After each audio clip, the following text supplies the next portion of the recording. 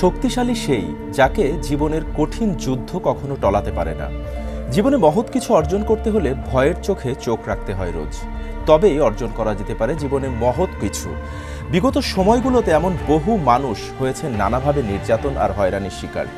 এত কিছুর পরেও তারা চেয়ে পাননি সঠিক বিচার, বলতে গিয়েও পারেননি মনের না বলা অনেক কথা। যে কথা যায়নি বলা, সে কথাগুলোই সময় হয়েছে বলার। এসএটিভির এই প্ল্যাটফর্মে কথা বলবেন আপনি, শুনবে গোটা বিশ্ব। আর আয়োজন নিয়ে আপনাদেরকে আমন্ত্রণ জানাচ্ছি আমি বাপ্পি খান।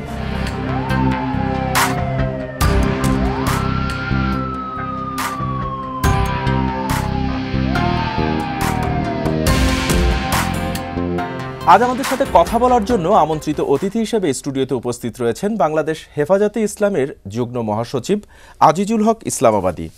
আমরা তার মুখ থেকে শুনব তার সাথে ঘটে যাওয়া বেশ কিছু হৃদয় বিদারক কথা এবং বেশ কিছু অপ্রিয় সত্য। মাওলানা আজিজুল হক ইসলামাবাদী, আমি শুরুতে আপনাকে স্বাগত জানাচ্ছি আমাদের স্টুডিওতে। কেমন আছেন? আলহামদুলিল্লাহ। আমি আপনার কাছে প্রথমে যে বিষয়টি জানতে চাই যে বিগত সময়গুলোতে আমরা দেখেছি যে আওয়ামী লীগের রোষানলে পড়ে অনেককেই হয়রানি আর নির্যাতনের শিকার হতে হয়েছে, জেল জুলুম এমন নানা অভিজ্ঞতার মধ্যে দিয়ে যেতে হয়েছিল, এবং আপনার সাথে বিগত দিনেও এমন কিছু হয়েছে আমরা যতদূর জানি। তো এই বিষয়টি আসলে আপনার মুখ থেকে জানতে চাই যে আপনাকে আসলে কবে, কোথা থেকে গ্রেফতার করা হয়েছিল এবং সেই বিষয়টা যদি আপনি একটু তুলে ধরেন। আপনাকে ধন্যবাদ। এসএ টেলিভিশনের আজকের এই অনুষ্ঠানের সকল দর্শক শ্রোতাদেরকে ধন্যবাদ। আলহামদুলিল্লাহ, আল্লাহ তাআলার প্রথমে শুকরিয়া আদায় করি যে আল্লাহ তাআলা আওয়ামী ফেসিবাদী দুঃশাসনের কবলে আমরা যারা নির্যাতন নিপীড়নের মুখে ছিলাম, যাদের উপর অত্যাচার জুলুম করা হয়েছে, সেই নিপীড়নের হাত থেকে আমরা মুক্ত হয়ে মুক্ত বাতাসে চলার আল্লাহ সুযোগ করে দিয়েছেন। এবং আমরা ধন্যবাদ জানাই এদেশের ছাত্র জনতা, যাদের বিপ্লবের মাধ্যমে আজকে না বলা কথাগুলো বলার সুযোগ পেয়েছি। আসলে আমাদের সাথে যেই হয়রানি নিপীড়ন হয়েছে, এগুলো বলার ভাষা আমার নাই। একটা অমানবিক রাষ্ট্র ব্যবস্থার ভিতরে আমরা ছিলাম, যে রাষ্ট্রযন্ত্রের কাছে মানবিকতাবোধ বলতে কিছুই ছিল না। তার দৃষ্টান্ত দেওয়ার মতো অনেক কিছু আছে, আপনারাও জানেন, দেশবাসী জানে।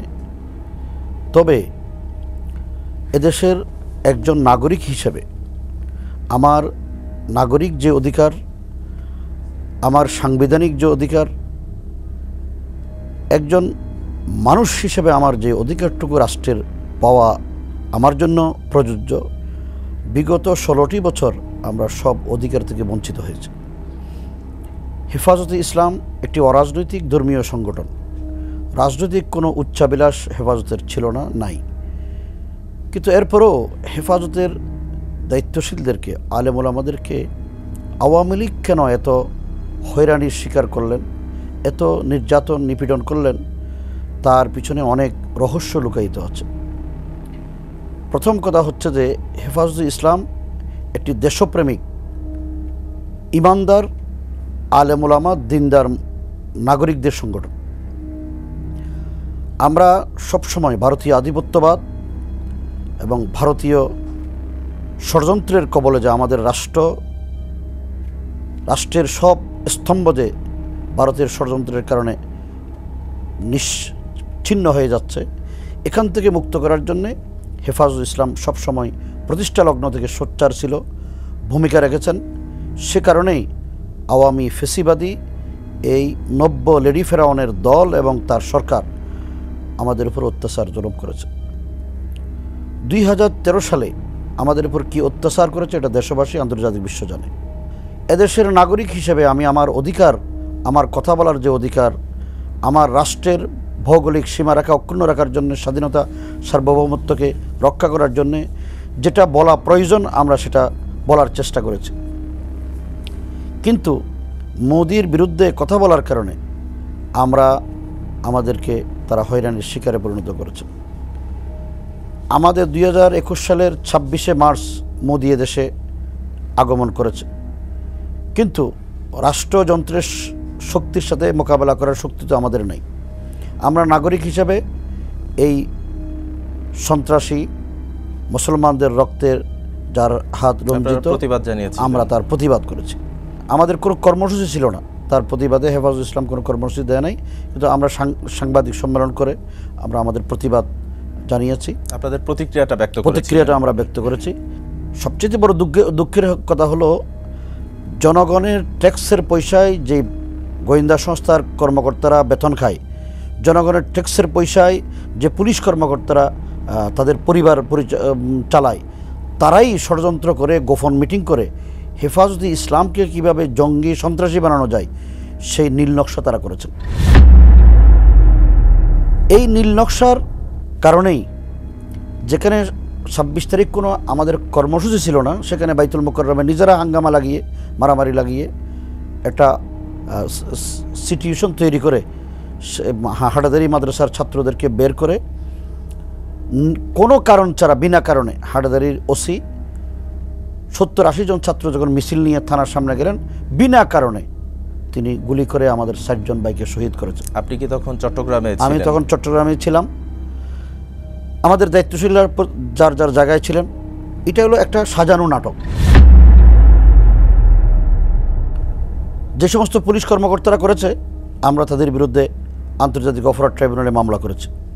আমরা চাই তাদেরকে বিচারের মুখোমুখি করতে, কিন্তু কোনো কারণ ছাড়া বিনা কারণে একটা রাষ্ট্রে অস্থিতিশীল তৈরি করা এবং হেফাজতের মতো একটা বৃহৎ সংগঠনের নেতাকর্মীদেরকে ঘায়েল করার জন্য, হয়রানি করার জন্য এইভাবে গুলি চালিয়ে আমাদের ভাইদেরকে শহীদ করে দেওয়া, এটা কোনো অবস্থাতে আমরা মেনে নিতে পারিনি। এবং এই রোশানলে আপনিও পড়েছিলেন, আমিও পড়েছি, গ্রেফতার করা হয়েছিল। আমি সেই বিষয়টা যদি আমি press conference 11 April press conference করে যখন আমরা মাগরিবের পরে আমি হাটাজারি থেকে টাউনের দিকে আসতেছিলাম, তখন দেখি যে আমরা যখন প্রেস কনফারেন্স করি তখন থেকেই মাদ্রাসা এবং আমার বাড়ি, আমার বাসা, সব জায়গায় গোয়েন্দা সংস্থাগুলো তারা নজরদারিতে রেখেছেন, তৎপর ছিলেন। আমি যখন হাটাজারি থেকে টাউনের দিকে আসতেছিলাম তখন আমাকে আমার পিছনে 2টা মাইক্রো বাস আমার গাড়ির পিছনে আমাকে ফলো করে আসতেছিল। অর্থাৎ তারা আগে থেকে আমাকে ফলো করছিল। বালুসরা নামক জায়গায় আসার পরে দেখি র্যাবের প্রায় 15-20টা গাড়ি, পুলিশের গাড়ি আমার পিছনের রাস্তা বন্ধ করে দিয়েছেন এবং সামনের পথে কোনো গাড়ি নেই, সব র্যাব পুলিশের গাড়ি। মনে হয়েছে যে আমাকে যখন অ্যারেস্ট করে আমার মনে হয়েছে আমি একজন বড় আন্তর্জাতিক সন্ত্রাসবাদী কোনো সংগঠনের কোনো রাষ্ট্রদ্রোহী মামলার আসামি। আমাকে এইভাবেই অ্যারেস্ট করা হয়েছে এবং আমাকে অ্যারেস্ট করে আমাকে যখন ধরে গাড়িতে উঠাইলেন তখন আমার চোখ বন্ধ করে ফেলা হয়েছে। মানে সেই চিরচারিত নিয়ম যে কালো কাপড় দিয়ে আমার চোখ বন্ধ করে ফেলা হয়েছে। আমাকে অ্যারেস্ট করেছেন র্যাবের কর্মকর্তারা। আচ্ছা, সবচেয়ে একটা বড় আশ্চর্যের কথা হলো তারা আমাকে গাড়িতে উঠানোর পর কেউ কারোর নাম ধরে ডাকে না, একজন আরেকজনকে মামা হিসেবে ডাকে। এটা কি তাদের কোনো কোড ব্যবহার করে? তাদের কোড এবং মোবাইলে তারা বিভিন্ন ঊর্ধ্বতর কর্মকর্তাদের সাথে কথা বলছেন, মামা সম্বোধন করে বলছেন। আচ্ছা, এবং ওখান থেকে আমাকে সন্ধ্যা প্রায় 6:30টার দিকে অ্যারেস্ট করা হয়েছে মাগরিবের নামাজের পরপর। সেখান থেকে আমাকে ঢাকায় নিয়ে আসা হয়েছে। এই অ্যারেস্ট করার পর আমাকে প্রায় 6-7 ঘন্টা লাগছে ঢাকায় আসতে, 8 ঘন্টার মতো। এনে আমাকে র্যাব হেডকোয়ার্টারে নিয়ে গেছে, র্যাব ওয়ানে যে এয়ারপোর্টের পাশে যে অফিস, উত্তরাতে নিয়ে গেছেন। ওখানে রাত্রে রাখছেন, পরের দিনও রাখছেন। আমাকে যে নিয়ে আসার পরে আমার মোবাইল 3টা মোবাইল তারা নিয়ে নিছেন। আমার ফ্যামিলির কারোর সাথে যোগাযোগ করতে দেয় নাই। 2 দিন আমার কোনো হদিশ তারা পায়নি। আমার পরিবার হেফাজতের দায়িত্বশীলরা কেউ পায়নি এবং আমাকেও তাদের সাথে যোগাযোগ করার কোনো সুযোগ দেয়নি। 3য় দিন যখন হেফাজতের আমির আল্লামা জুনায়েদ বাবুনগরী রহমতুল্লাহি আলাই প্রেস কনফারেন্স করে ঘোষণা দিলেন যে ওনাকে হাজির করতে হবে, তখন দেখি আমাকে 3য় দিন বিকেল 5টায়, তখন লকডাউন ছিল, সে সময়ে আমাকে কোর্টে হাজির করলেন। কোর্টে হাজির করে আমার ছবি টবি নিলেন এখানে। এরপর আমাকে ঢাকার ডিবি অফিসে একটা গাছতলে দাঁড় করাইয়া আমার ছবি উঠানো হলো। আমাকে তারা অস্বীকার করলেন যে আমাকে 2 দিন আগে যে অ্যারেস্ট করছেন সে কথাটা তারা মিডিয়াতে স্বীকার করেন। আচ্ছা, তারা বললেন যে আমাকে রাত্রেই অ্যারেস্ট করা হয়েছে, 24 ঘন্টার ভিতরে আমাকে কোর্টে হাজির করেছেন। আমাকে যে 2 দিন গুম করে রাখলেন র্যাব অফিসে, তারা বললেন তিনি কোথায় ছিলেন আমরা জানি না। এটার কারণ কি? এটা হলো একটা মিথ্যাচার করা, কারণ কোর্টের একটা নিয়ম আছে, আইন হলো 24 ঘন্টার মধ্যে 24 ঘন্টার মধ্যে হাজির করা। জি। আমাকে অ্যারেস্ট করে যখন কোর্টে হাজির করাইলেন, কোর্ট আমাকে প্রথম একটানা 35 দিনের রিমান্ড মঞ্জুর করলেন। 2000 টানা 35 দিনের রিমান্ড 2013 সালের মামলাগুলোতে আমাকে হাজির দেখাইলেন। আচ্ছা, যে মামলার আসলে মামলার সাথে আমাদের কোনো সম্পৃক্ততা নাই, আমরা জানিও না। এবং এই রিমান্ডে কি 35 দিন আপনাকে রাখা হয়েছিল? আমাকে 51 দিন রিমান্ড দিয়েছে, 51 দিন রিমান্ড, পরবর্তীতে আরও প্রায় 21 দিন রিমান্ড দিয়েছে। আচ্ছা, এই রিমান্ডে আপনার সাথে কি করা হয়েছিল আমি সেটি জানবো, তার আগে একটি বিরতিতে যাব। সুপ্রিয় দর্শক, কথা বলার এ পর্যায়ে সময় হয়েছে একটি বিরতিতে যাবার। ফিরে এসে শুনবো আরও অনেক কথা। কোথাও যাবেন না, থাকুন আমাদের সাথেই। স্বাগত জানাচ্ছি, আপনারা দেখছেন যে কথা যায়নি বলা। আমাদের সাথে কথা বলছিলেন বাংলাদেশ হেফাজতে ইসলামের যুগ্ম মহাসচিব আজিজুল হক ইসলামাবাদী। আপনি বলছিলেন বিরতিতে যাবার আগে যে আপনাকে টোটাল 51 দিন, মোট 51 দিনের রিমান্ড দেওয়া হয়েছে। সেখানে রিমান্ডে এখানে এই প্রশ্নটা আমাদের অনেকের মনেই আছে, আমরা আমাদের আরও যারা অতিথি এসেছেন তাদের মুখ থেকেও শুনেছি ভিন্ন ভিন্ন অভিজ্ঞতার কথা। রিমান্ডে মূলত আসলে কি করা হয় বা আপনার সাথে কি করা হয়েছিল? আমাকে প্রথম দিন কোর্ট থেকে আনার পর আমাকে যখন রিমান্ডে নিয়ে যায় সকাল 9টায়, তখন আমার চোখ বন্ধ করা হয়। আমাকে প্রথম একটা কালো কাপড় দিয়ে চোখ বন্ধ করে, এরপরে গামছা দিয়ে কালো কাপড়ের উপরে চোখ বন্ধ করে একটা ক্যাপ লাগাই। এরপর আমার দুই হাত পিছনে হ্যান্ডকাপ লাগিয়ে পিছনে বেঁধে রাখি, পায়ে ডান্ডা বেরি লাগাই। এরপর আমাকে বলো যে এক রুম, যেখানে আমি ডিবি অফিসে ছিলাম এখান থেকে আরেকটা রুমে নিয়ে গেল, ওই রুমে নিয়ে গিয়ে আমাকে এইগুলি করলেন। এরপর দাঁড় করাই রাখলেন। দাঁড় করিয়ে রাখার পর দেখি যে 5-7 মিনিট পরে 10-12 জন লোক আসলেন। আসার পরে একজন পুলিশের মনে হয় বড় কোনো কর্মকর্তা হবে, তিনি এসে আমাকে অকথ্য ভাষায় গালাগালি করলেন।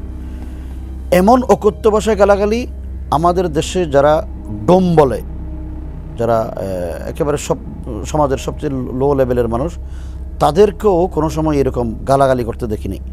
আমার সবচেয়ে বেশি আশ্চর্য লাগছে একজন বিসিএস ক্যাডার অফিসার, যিনি রাষ্ট্রের সর্বোচ্চ মর্যাদার অধিকারী, সেই লোকগুলো এত বিশ্রী ভাষায়, এত অশ্লীল ভাষায় কীভাবে গালি দিতে পারে। সবচেয়ে বেশি আহত করছে একজন শিক্ষিত মানুষ, যিনি সর্বোচ্চ ডিগ্রিধারী, রাষ্ট্রের প্রথম শ্রেণীর প্রজাতন্ত্রের কর্মচারী, সে এইভাবে মানুষকে গালি দেওয়া, এটা আমার সবচেয়ে। ওখানে নির্যাতন কি করা হয়েছে? আমাকে নির্যাতন করা হয়েছে। আমাকে একটা মোটা লাঠি দিয়ে আমাকে বেশ কয়েকটা প্রশ্ন করেছে। 1 নম্বর প্রশ্ন হলো, আমরা হেফাজতে ইসলাম টাকা কোথায় পাই, এত বড় মিছিল কোত্থেকে করি, এবং পাকিস্তান আমাদেরকে কি টাকা দেয়, হেফাজতের নেতারা কার কার সাথে যোগাযোগ করে, বিএনপি কত টাকা দিছে, জামাত কত টাকা দিছে, এই সমস্ত কথাগুলো অবাস্তব অবান্তর প্রশ্নগুলো করে আমাদেরকে রিমান্ডে আমাকে টর্চারিং করেছে। আমি যখন অস্বীকার করলাম বিএনপির সাথে আমাদের কোনো সম্পর্ক নেই, জামাতের সাথেও কোনো সম্পর্ক নেই, পাকিস্তানের সাথে তো কারোর সাথে যোগাযোগই নেই, এই কথা বলার পরপরেই আমাকে একটা লাঠি দিয়ে, মোটা লাঠি দিয়ে আমার বাম পায়ে, এই বাম কোমরে, রানে 17টা বাড়ি দিয়েছে। আমার এখানে এখনও ধরতে পারি না, এখানে মানে সেন্সলেস অবস্থায় আছে, এখনও আছে। এটা মাঝে মাঝে এমন হয়ে যায় আমি হাঁটতে পারিনি। 17টা একটানা বাড়ি দিছে। পরে আমি দাঁড়ানো অবস্থা থেকে বসে গেছি, প্রচণ্ড মানে ব্যথা অনুভব করছি। এরপরে আমার চোখ দিয়ে অজরদারে পানি আসতেছে।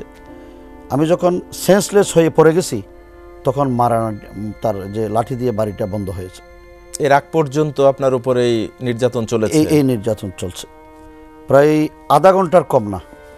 এই প্রথম দিন এবং আমাকে এভাবে করছে, চোখ বন্ধ করে রাখছে, একটানা দাঁড় করে রাখছে, সকাল 9টা থেকে দুপুর 5টা, বিকেল 5টা পর্যন্ত দাঁড়ানো অবস্থা। ওইভাবে দাঁড়িয়েছিলেন? ওইভাবে।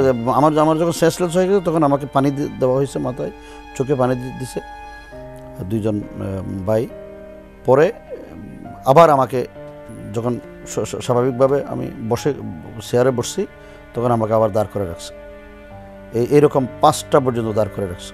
মোট কতদিন আপনাকে কারাগারে থাকতে হয়েছিল? 2 দিন আমাকে এখানে রিমান্ডে রাখছেন। 2 দিন, প্রথম 2 দিন, এই 2 দিন এইভাবে চোখ বন্ধ করে পিছনে হ্যান্ডকাপ লাগিয়ে দাঁড় করে রাখছে। প্রথম দিন আমাকে লাঠি দিয়ে পিটাইছে, বাকি দিনগুলোতে এরকম করে নেই।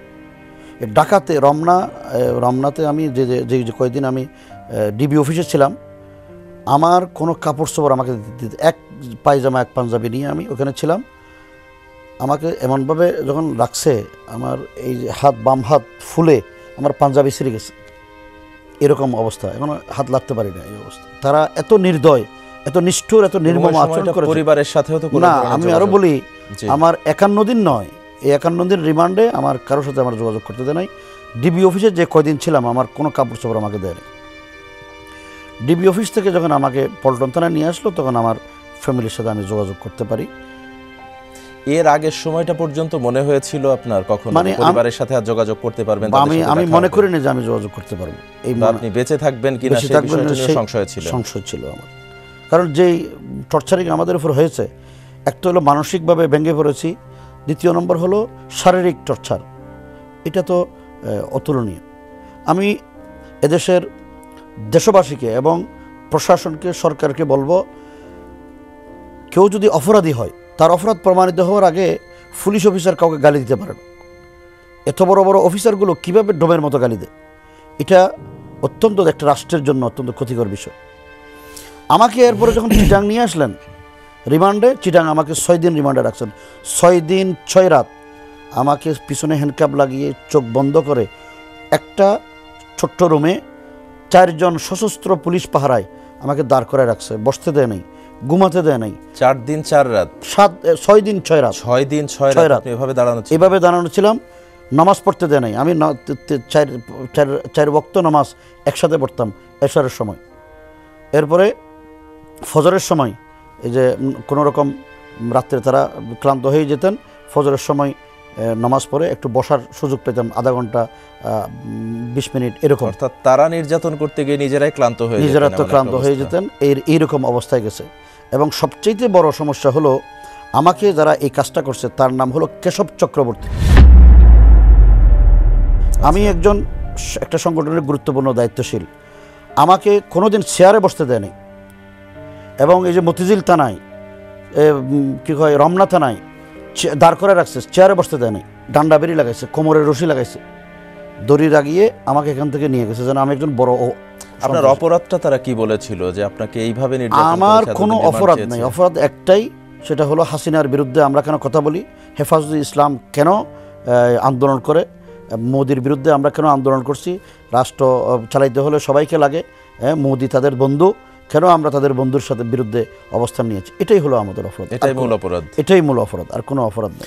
কথা বলার একটি পর্যায়ে বলছিলেন যে এটা পুরা দেশবাসী থেকে শুরু করে গোটা বিশ্ব জানে যে আপনাদের যে মহাসমাবেশ 2013 সালের 5ই মে শাপলা চত্বরে যে ঘটনাটি ঘটেছিল, আপনাদের লক্ষ লক্ষ লোক, আপনাদের যারা সমর্থক আছে তারা সেখানে জড়ো হয়েছিলেন, এবং এই দিনটার খুব সম্প্রতি কিন্তু 1 যুগ পূর্তি হয়েছে।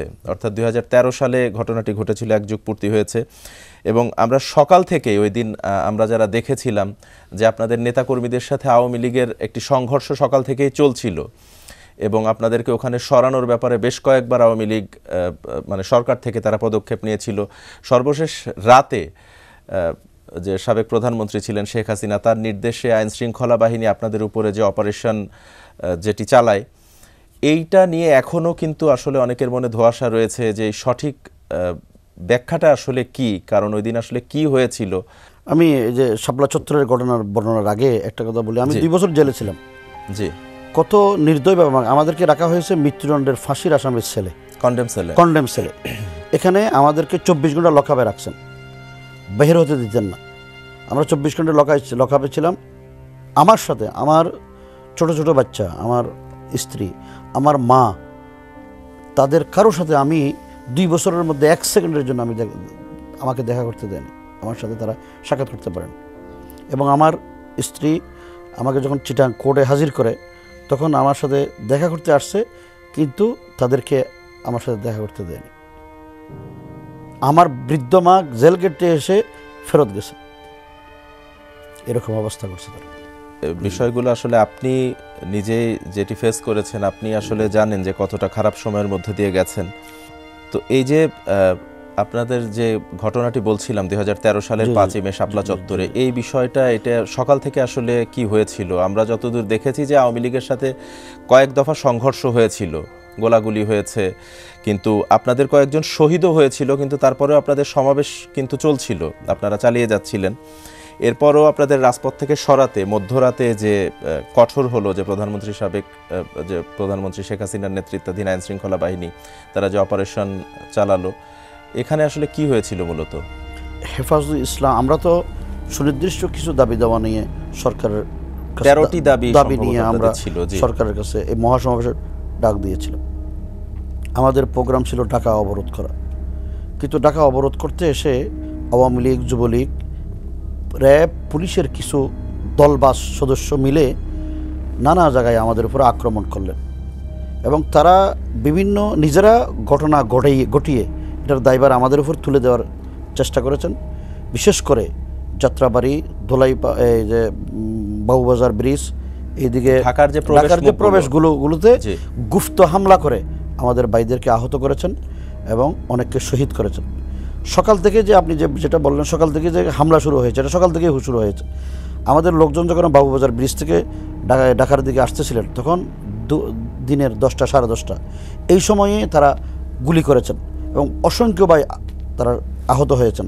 আমি যখন 11টা, 11:30 দিকে গোলাপশাহ মাজারের এখানে যাই, তখন দেখি যে গোলাপশাহ মসজিদে শত শত গুলিবিদ্ধ ভাইয়েরা মসজিদে শুয়ে আছেন, রক্তাক্ত অবস্থায় আছেন।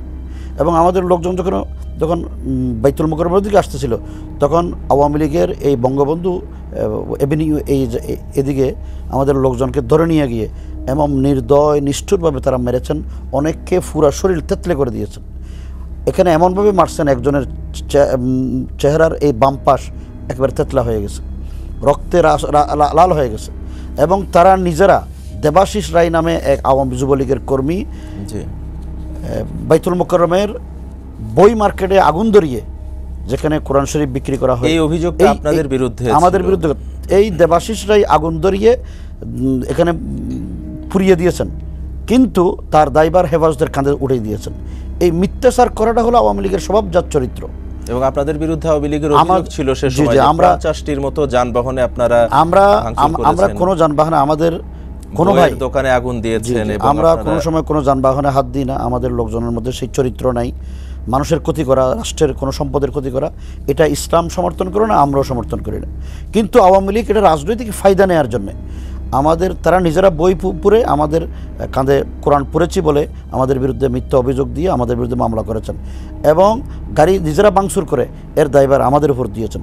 বাংলাদেশে 2013 সালে শাপলা চত্বরে ঘটনার সময় কোনো থানায় হামলা হয়নি, অথচ থানায় ভাঙচুর মামলা দিয়েছেন আমাদেরকে কমপক্ষে 20 থেকে 30টার উপরে। আমরা শাপলা চত্বরে আমরা শান্তিপূর্ণভাবে সমাবেশ করেছিলাম, কিন্তু চতুর্দিক থেকে আপনারা দেখেছেন যে মিডিয়ার বাইরা দেখেছে যে চতুর্দিক থেকে লাশ আসতেছিল। মাগরিবের আগে আমাদের স্টেজের পিছনে মাগরিবের পরপর দেখলাম যে 17টি লাশ সারিবদ্ধভাবে রাখা হয়েছে। তাহলে এই লাশগুলো গেল কোথায়? সবচেয়ে বড় নির্মমতার বিষয় হলো, আমি যখন রাত 12:30টার দিকে স্টেজ থেকে চতুর্দিকে হামলা হচ্ছে, আমাদের লোকজন আহত অবস্থায় হাসপাতালে যাচ্ছেন, বিভিন্ন দিক থেকে খবর আসতেছে, তখন আমি প্রচণ্ড খিদে লেগেছে। ওখানে পানি নাই, আমরা দুপুরে খাবার নাই, রাত্রে খাবার নাই। আমাদের তৎকালীন মহাসচিব আল্লামা জুনায়েদ বাবুনগরী স্টেজে ছিলেন। আমি একটু বের হয়ে নটরডেম কলেজ পার হয়ে কমলাপুরের দিকে যাচ্ছিলাম, কোনো খাবার পাওয়া যায় কিনা, পানি পাওয়া যায় কিনা। দেখি কমলাপুর থেকে একটু সামনে যাওয়ার পর বিআরটিসি বাস স্টেশনের পশ্চিম পাশে দেখি যে পূর্ব দিক থেকে একটা লাশ ভ্যান গাড়িতে করে আনা হচ্ছে। আচ্ছা, 4 জন ভাই ভ্যান গাড়ি ঠেলে আনছেন, কিন্তু হঠাৎ করে দেখি বাম দিক থেকে, উত্তর পাশ থেকে 10-12 জন ছাত্রলীগ যুবলীগের সন্ত্রাসী লাঠি ছোটা নিয়ে দৌড়ে এসে এমনভাবে এই লাশ যে ভ্যান গাড়ি করে যারা নিয়ে আসতেছেন তাদেরকে পিটাইলেন, এরা দৌড়ে পালিয়ে চলে গেলেন। সবচেয়ে বড় মর্মান্তিক, লাশকে পেটাচ্ছে, সবচেয়ে বড় মর্মান্তিক কথা হলো, এরা কেমন কাপুরুষ, এমন কেমন মানুষ, একটা লাশ ভ্যান গাড়ির উপরে তাকে এমনভাবে নির্দয়ভাবে পিটানো হয়েছে, আপনি দেখলে আপনিও নিজেকে সামলিয়ে রাখতে পারবেন না, স্থির থাকতে পারবেন না। এইরকম অত্যাচার জুলুম আল্লাহ সহ্য করেন না। এরকম মানবতার বিরুদ্ধে লড়াই এটা। এদেশের নাগরিকদেরকে এভাবে অত্যাচার করা, এটা হলো আমার নিজের চোখে দেখা ঘটনা। আমার প্রশ্ন রাষ্ট্রের কাছে, রাষ্ট্রযন্ত্র আমাদেরকে এই মেসাখার করেছেন, আমাদের উপরে এই অত্যাচার জুলুম করেছেন, নিপীড়ন চালিয়েছেন। রাষ্ট্র আমাদের এই লাশগুলোকে বাড়িতে যাওয়ার আগে তারা র্যাব পুলিশ গিয়ে যারা শহীদ হয়েছে তাদের পরিবারগুলোকে ভীত সন্ত্রস্ত করে ফেলছে। যে সমস্ত লাশগুলোকে দাফন করতে দেয়নি, জানাজা পড়তে দেয়নি। এলাকার লোকজন, একটা লোক মরে গেছেন, তার এই যে ডেড বডিটা নিয়ে তারা সামনে একটু জানাজা পড়বে আল্লাহর বিধান অনুযায়ী, তাকে দাফন করবে মুসলিম হিসাবে, সেই ব্যবস্থাটুকু র্যাব পুলিশ করতে দেয়নি। যাওয়ার আগেই লাশ বাড়িতে পৌঁছার আগে র্যাব পুলিশ ঘেরাও করে তাদেরকে নিষেধ করে দিয়েছে। এরকম অসংখ্য ঘটনা। এমনকি মাদ্রাসাগুলো আমরা দেখেছি যে সেই সময় তারা কি চাপে পড়ে অস্বীকার করেছে, চাপে পড়ে অস্বীকার করেছেন। এবং যে ওই মাদ্রাসাগুলো ছাত্র শিক্ষক যে মারা গেছে, এই ছাত্র শিক্ষক এই মাদ্রাসার, সেটা তারা স্বীকারও করতে চাননি। এমনভাবে ভয়ভীতি প্রদর্শন করা হয়েছে। লাশ কিভাবে গুম করা হয়েছে আমি একটু করে বলি। ইসলামী ব্যাংক হাসপাতালে যে লাশগুলো ছিল, ঢাকা মেডিকেল কলেজের মর্গের বারিন্দায় যে লাশগুলো ছিল, এই 18-19টা লাশ, ইসলামী ব্যাংক হাসপাতালের লাশ, বিভিন্ন প্রাইভেট ক্লিনিকের লাশগুলো গেলে কোথায়? এক নম্বর প্রশ্ন। দুই নম্বর প্রশ্ন হলো, আমি এই কথাগুলো আপনার থেকে জানবো এবং আমার আরও কিছু প্রশ্ন রয়েছে, আমাকে তার আগে একটি বিরতিতে যেতে হবে। সুপ্রিয় দর্শক, কথা বলার এ পর্যায়ে সময় হয়েছে আরও একটি বিরতিতে যাবার। কোথাও যাবেন না, থাকুন আমাদের সাথে, ফিরছি খুব শীঘ্রই।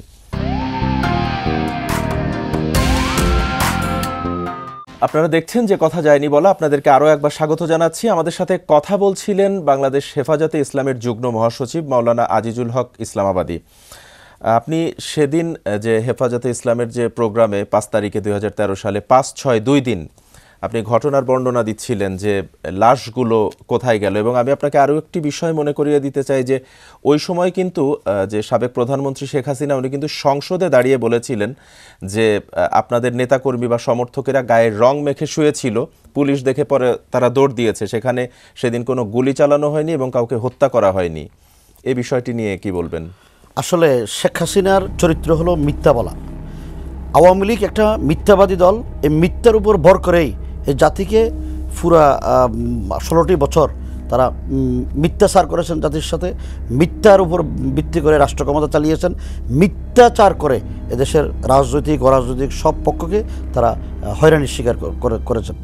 এই একটা দেখেন, এতগুলো লোক মারল, আঞ্জুমানে মুফিদুল ইসলাম 300-এর অধিক লাশ দাফন করেছে, যাদের কোনো ঠিকানা নাই, যাদের কোনো পরিচয় নাই। তাদের মুফিদুল ইসলামের যে নিয়ম, সেই নিয়মের বাইরে গিয়ে তারা লাশ দাফন করেছেন। জুরাইন কবরস্থানে, আল জাজিরা রিপোর্ট করেছে, জুরাইন কবরস্থানে 16টা লাশ, বেওয়ারিশ লাশ দাফন করেছে। যাত্রাবাড়ি কাজলায় এই যে ময়লার ডিপুতে হার্টগুড পাওয়া গেছে অসংখ্য মানুষের। এই লাশগুলো তো সব ময়লার গাড়ি, আমরা সম্প্রতি অনেকেই বলছেন যে ময়লার খালি বেশ ময়লার গাড়ি গিয়েছে যেগুলাতে লাশ নিয়ে আসা হয়েছে, এবং আপনি তো ওই দিন রাতে ওখানে ছিলেন, যে লাইট পুরো এলাকার যে বাতি নিভিয়ে দেওয়া হলো, বিদ্যুৎ বন্ধ করে দিয়েছেন, মোবাইল নেটওয়ার্ক বন্ধ করে দিয়েছেন, ইন্টারনেট বন্ধ করে দিয়েছেন, এবং বিটকুটে অন্ধকার। এই সময়ে যে পরিমাণ আক্রমণ হয়েছে চতুর্দিক থেকে, র্যাব, পুলিশ, বিজিবি যৌথ বাহিনী দিয়ে যে সাউন্ড গ্রেনেড, টিয়ার শেল, গুলি, আপনি 1,54,000 গুলি বন্দুকের নল থেকে বের করে এই সমস্ত ওলামা ইকরাম, তালেব ইলমদের বুকে বিদ্ধ করেছে। এটা পত্রিকার রিপোর্ট এবং সরকারি রিপোর্ট। তাহলে যে প্রধানমন্ত্রী পার্লামেন্টে দাঁড়িয়ে মিথ্যাচার করেন যে হেফাজতের লোকজন রং মেখে শুয়েছিল, তো আমার প্রশ্ন হলো, হেফাজত যদি রং মেখে শুয়ে থাকে, এই রংগুলো সকালবেলার ভোরের আগে ওয়াশার ফানি দিয়ে কেন পরিষ্কার করা হলো? এটা হলো শাপলা চত্বরের যে হত্যাকাণ্ড হয়েছে, হত্যাকাণ্ডের নিশানা মুছে দিয়ে এটা একটা জেনোসাইড, এটার নিশানাকে তারা মুছে দিতে চেয়েছিলেন, কিন্তু আল্লাহর ইচ্ছা সে জেনোসাইড তারা মুছতে পারেন নাই। এই বিভিন্ন টেলিভিশন চ্যানেলের ভিডিওগুলো, আন্তর্জাতিক মিডিয়ার রিপোর্টগুলো সেটা প্রমাণ করেছে যে তারা এখানে জেনোসাইড করেছেন, গণহত্যা চালিয়েছেন। এই গণহত্যার জন্য আমরা আন্তর্জাতিক অপরাধ ট্রাইব্যুনালে এবং এই কারণেই দিগন্ত টিভি এবং পিস টিভি, দিগন্ত টিভি, ইসলামিক টিভি সম্প্রচার বন্ধ করে দেওয়া হয়েছে এবং তাদের উপর অত্যাচার করেছে। রাত্রে যেভাবে দিগন্ত টেলিভিশন বন্ধ করেছে, সেটা তো একটা রাষ্ট্রের কোনোদিন হতে পারে না, একটা রাষ্ট্রের ব্যবস্থা হতে পারে না।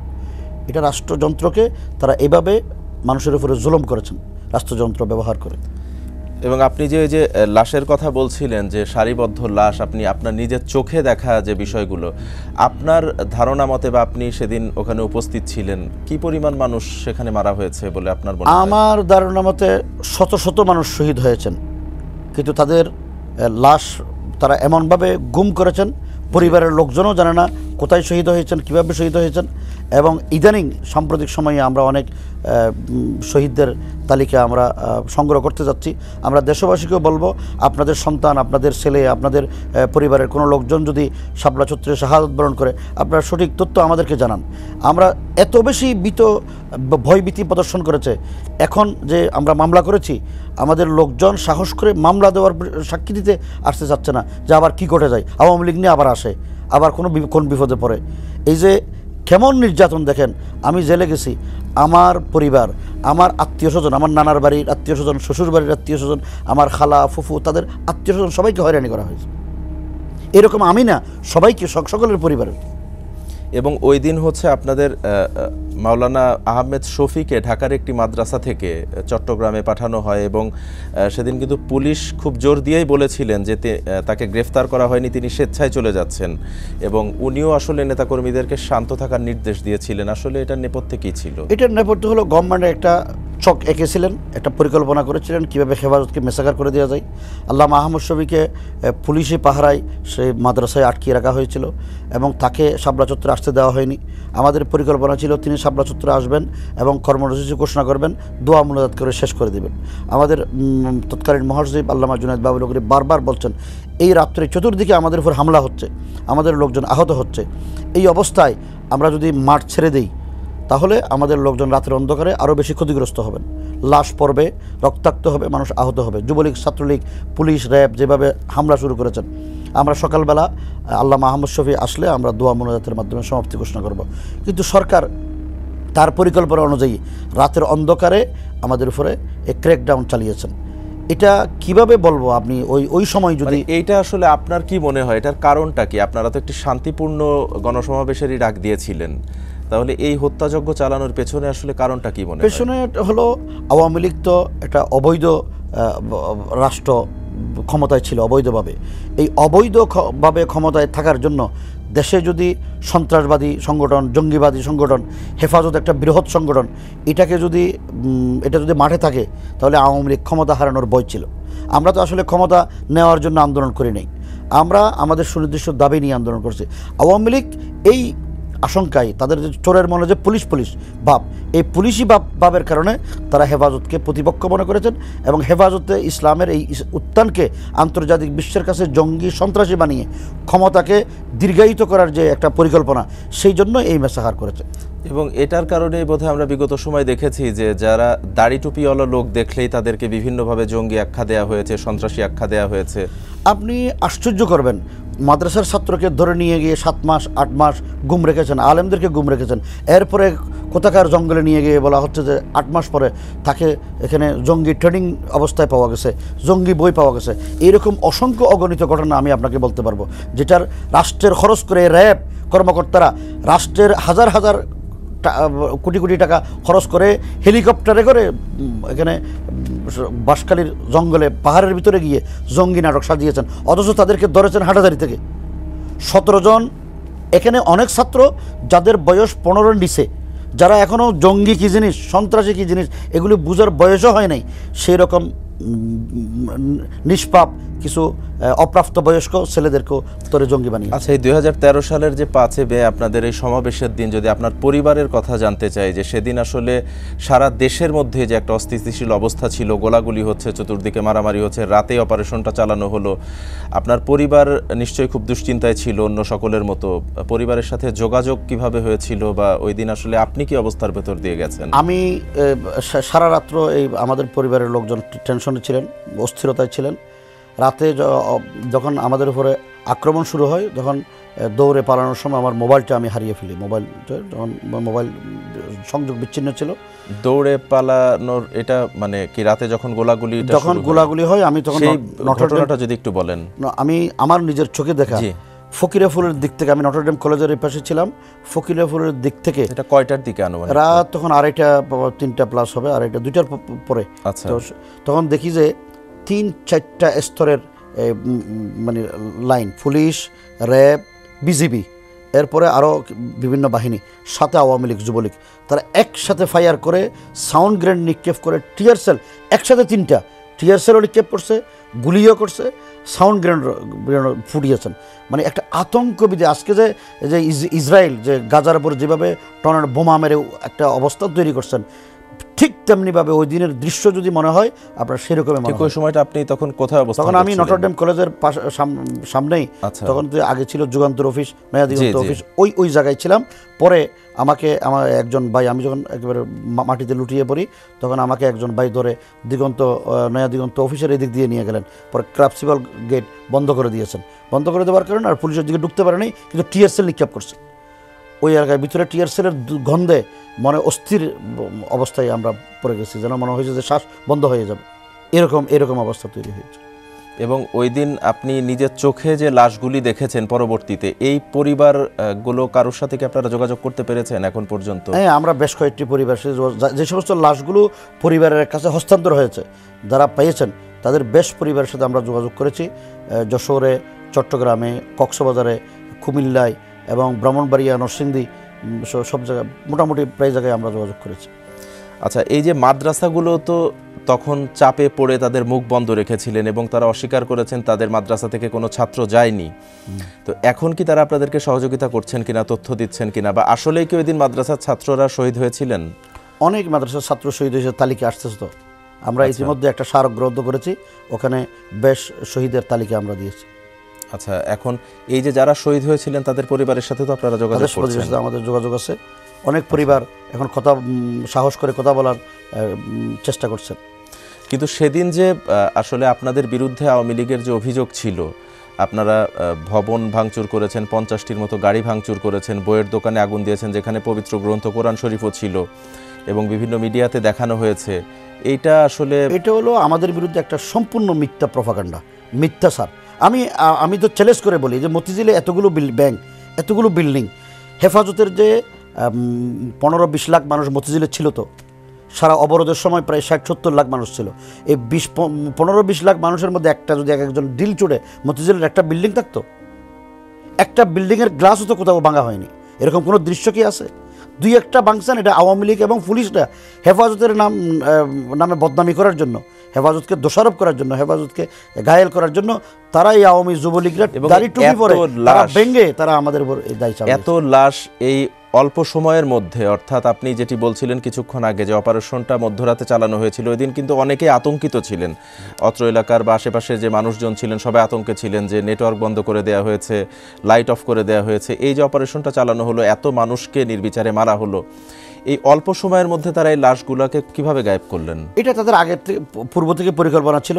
তারা সিটি কর্পোরেশনের এই যে ময়লার গাড়িগুলো ব্যবহার করেছেন, কভার ব্যান্ড ব্যবহার করেছেন, ওয়াশার ফানির গাড়িগুলো ব্যবহার করেছেন, এবং আওয়ামী লীগ, যুবলীগ, সিটি কর্পোরেশনের কর্মকর্তা, পুলিশ কর্মকর্তা, এরা সবাই যৌথ মিলে যেন এত বড় একটা জেনোসাইড হয়েছে, গণহত্যা হয়েছে, এটার নিশানা যেন না থাকে, সেই জন্য কিভাবে এই বিশাল পল্টন থেকে একেবারে দৈনিক বা কী হয় ইত্তেফাক মোড় পর্যন্ত এবং এদিকে ফকিরাফুল পর্যন্ত কিভাবে পরিষ্কার করে ফেললেন, এটার পিছনে মূল রহস্য হলো পরের দিন যে 6 তারিখ, এখানে তো কোনো লোককে এলাকায় যেতে দেয়নি, সমস্ত সবকিছু বন্ধ করে দিয়েছে, সুতরাং তারা পরিকল্পিতভাবে এই কাজটা করেছেন যেন কোনো নিশান না থাকে, কোনো আলামত না থাকে। আচ্ছা, আমরা একেবারে শেষ পর্যায়ে চলে এসেছি। এখন আপনার কাছে খুব সংক্ষেপে জানতে চাই যে বর্তমানে দেশে যে অন্তর্বর্তীকালীন সরকার রয়েছে, আমরা আসলে এখন 2 শ্রেণীর মানুষ দেখছি দেশে। এক শ্রেণী চাচ্ছে যে সংস্কারের পক্ষে যারা, আরেকটা শ্রেণী চাচ্ছে যে খুব দ্রুত নির্বাচন। তো এই মুহূর্তে দেশেও আসলে হাজারো সমস্যা রয়েছে। তো সেই অবস্থায় যদি আপনার কাছে জানতে চাওয়া হয় বর্তমান অন্তর্বর্তীকালীন সরকারের কাছে আপনার চাওয়াটা কি, বা আপনার দলের পক্ষ থেকে যদি জানতে চাওয়া হয়? আমরা হেফাজত ইসলাম একটি অরাজনৈতিক সংগঠন, আমরা নির্বাচন কেন্দ্রিক আমাদের কোনো কথা নাই। তবে আমরা একজন নাগরিক হিসেবে আমার বক্তব্য হলো দেশে 16 বছর যে জঞ্জাল তৈরি হয়েছে এই জঞ্জাল পরিষ্কার করা দরকার। পরিষ্কার করার জন্য অন্তর্বর্তীকালীন সরকার আরও দ্রুত পদক্ষেপ নেওয়া দরকার এবং দ্রুত এগুলি পরিষ্কার করে এই আওয়ামী যে অত্যাচার, জুলুম, নিপীড়ন, গণহত্যা এগুলির বিচার হওয়া দরকার। আরেকটি যদি রাজনৈতিক সরকার আসে হয়তো তারা রাজনৈতিক খাতিরে বিচার নাও করতে পারে। এই জন্য গণহত্যা, সকল গণহত্যার পিলখানা, শাপলা চত্বর হত্যা, 21 সালে হত্যা এবং এই যে জুলাই বিপ্লবে হত্যাকাণ্ডের বিচার করে, প্রতিটা হত্যার প্রতিটি হত্যার বিচার করে কার্যকরভাবে এবং সংস্কার যেগুলো দরকার, মৌলিক সংস্কার এগুলো করে দ্রুত নির্বাচন দেওয়া দরকার, যাতে দেশের মানুষ স্বস্তি পায়, দেশে অন্তর্বর্তীকালীন সরকারের সুনাম সুকিয়া দিয়ে থাকে, দেশবাসী যেন আশ্বস্ত হতে পারে। এই পদক্ষেপ নেওয়া যে আমরাও এমনটাই প্রত্যাশা করি এবং আপনাকে অসংখ্য ধন্যবাদ জানাচ্ছি আমাদের স্টুডিওতে আসার জন্য, আপনার মূল্যবান সময় দেওয়ার জন্য। আপনাকেও অনেক ধন্যবাদ, সম্মানিত দর্শক শ্রোতাদেরকেও ধন্যবাদ, এসে টেলিভিশনের পরিবার পরিজন সবাইকে ধন্যবাদ। অপেক্ষাটা যদি হয় আল্লাহর সিদ্ধান্তের উপর, তাহলে পাওয়াটা হয় নিঃসন্দেহে সেরা। জীবনে খারাপ সময় আসবেই, ভালো সময়কে পেতে হলে অনেকগুলো খারাপ সময়কে পাড়ি দিতে হয়, কিন্তু ভেঙে পড়লে চলবে না। সিদ্ধান্ত নেওয়ার মালিক যিনি, সঠিক সময় সঠিক সিদ্ধান্তটা তিনিই নেবেন। আমরা জানাতে চাই আপনার সাথে ঘটে যাওয়া নির্মম সেই বাস্তবতার গল্পগুলো। আমরা চাই স্বাধীন সার্বভৌম দেশে ধর্ম, বর্ণ, দলমত নির্বিশেষে প্রতিটি মানুষ যেন তার স্বাধীনতায় বাঁচতে পারে, ভয়হীন ও নিরাপদ জীবন কাটাতে পারে।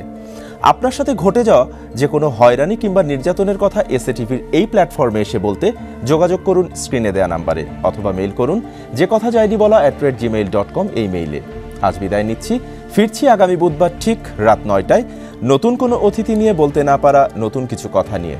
সে পর্যন্ত সবাই সুস্থ থাকুন, নিরাপদে থাকুন আর বরাবরের মতোই থাকুন এসএ টিভির সাথেই। আল্লাহ হাফেজ।